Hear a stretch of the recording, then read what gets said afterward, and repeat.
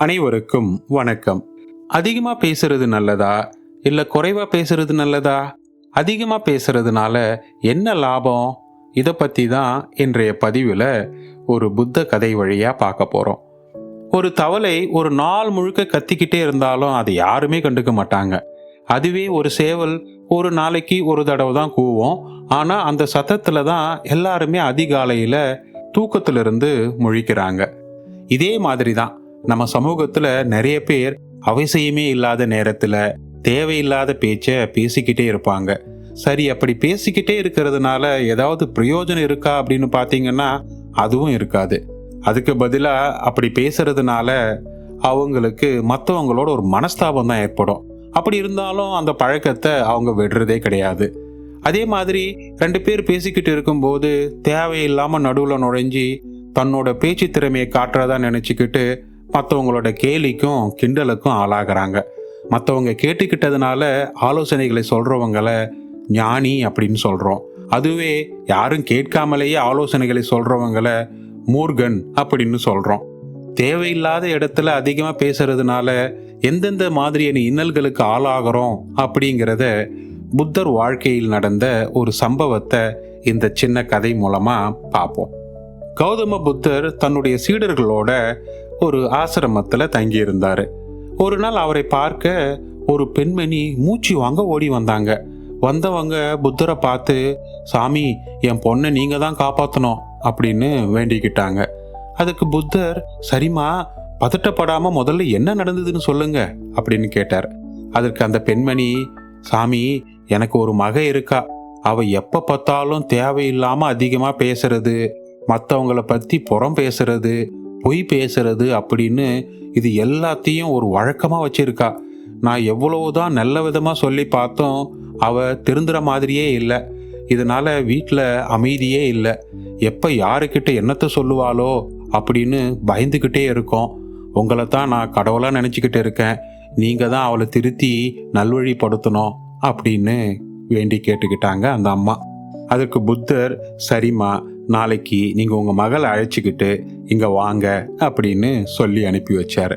மறுநாள் அந்த பெண்மணி தன் மகளோட ஆசிரமத்துக்கு வந்து புத்தர் பகவான் கிட்ட தன் மகளை அறிமுகப்படுத்தினாங்க. புத்தர் அந்த பெண்ணை பார்த்து, அம்மா, உன் பேர் என்ன தாயி அப்படின்னு கேட்டார். அந்த பெண்ணும் தன்னோட பேரை சொன்னாங்க. ஓ அப்படியா, ரொம்ப அழகான பேர்.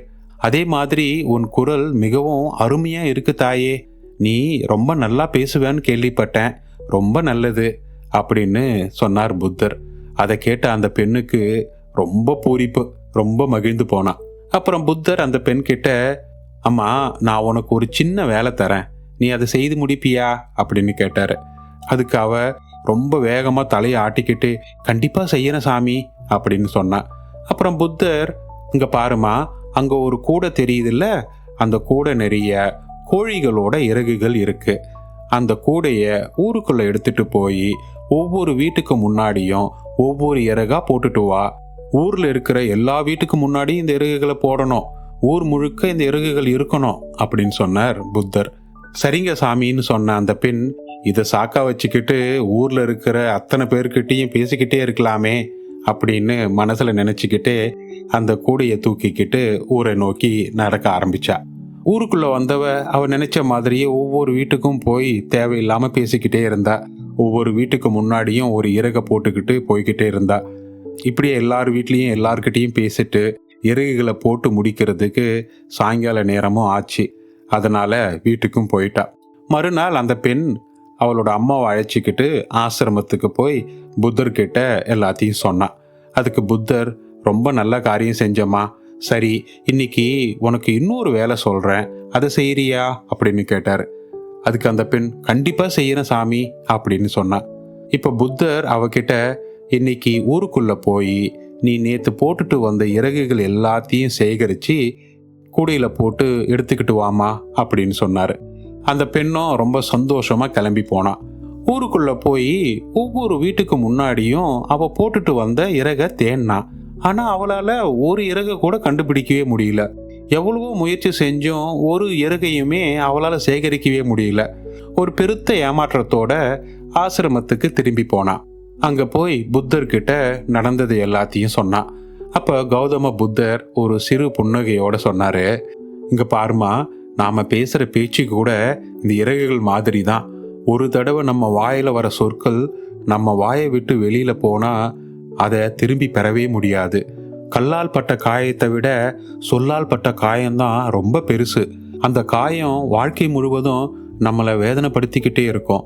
சரியான நேரத்துல எவ்வளவு குறைவா நீ பேசுறியோ உன் வார்த்தைக்கு அவ்வளவு பெரிய மதிப்பு கிடைக்கும் அப்படின்னு புத்தர் அறிவுறுத்தினாரு. அந்த இளம்பெண் தன்னுடைய நடவடிக்கையை நினைச்சு கூனி குறுகி நின்றாள். சுவாமி, மற்றவங்க மேல இருக்கிற கோபத்தினாலையும் எல்லாம் எனக்கு தான் தெரியும் அப்படிங்கிற கர்வத்தினாலும் நான் இவ்வளோ நாளா இப்படி நடந்துக்கிட்டேன். இனிமே இப்படி நான் செய்யவே மாட்டேன், என்னை மன்னிச்சிடுங்க அப்படின்னு புத்தர் முன்னாடி மண்டியிட்டு மன்னிப்பு கேட்டாள் அந்த பெண்.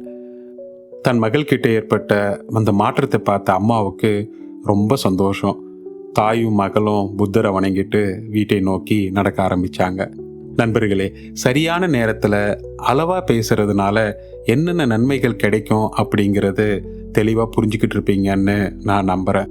இந்த வீடியோ உங்களுக்கு ஏதாவது ஒரு வழியில் ஹெல்ப் பண்ணியிருந்தா, ஒரு தெளிவை கொடுத்துருந்தா வீடியோவை லைக் பண்ணுங்க, உங்கள் ஃப்ரெண்ட்ஸ் அண்ட் ஃபேமிலிக்கு ஷேர் பண்ணுங்க. இன்னும் நம்ம சேனலை சப்ஸ்கிரைப் பண்ணாமல் இந்த வீடியோவை பார்த்துக்கிட்டு இருந்தீங்கன்னா ப்ளீஸ் சப்ஸ்கிரைப். உங்கள் வாழ்க்கையில் நீங்கள் நினைச்ச காரியங்கள் எல்லாம் வெற்றி பெற என்னுடைய மனமார்ந்த வாழ்த்துகள். மற்றும் ஒரு பயனுள்ள வீடியோவுடன் உங்களை விரைவில் சந்திக்கிறேன். நன்றி நண்பர்களே.